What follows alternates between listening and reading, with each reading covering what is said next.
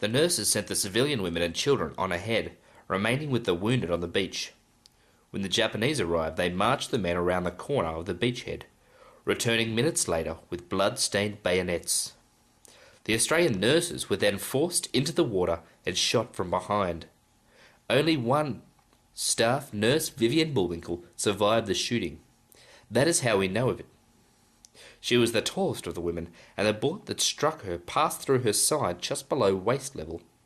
After many days of living in the jungle, scrounging for food in the native villages, and caring for the only male survivor, Private Kingsley, the two once more surrendered to the Japanese.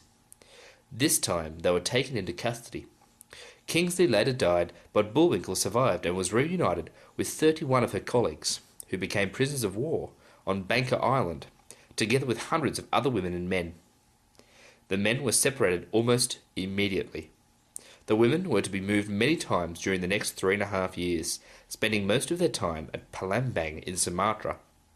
The Japanese refused to recognise the Australian nurses as military personnel. They received no Red Cross parcels and were not permitted to write home for 18 months or receive mail.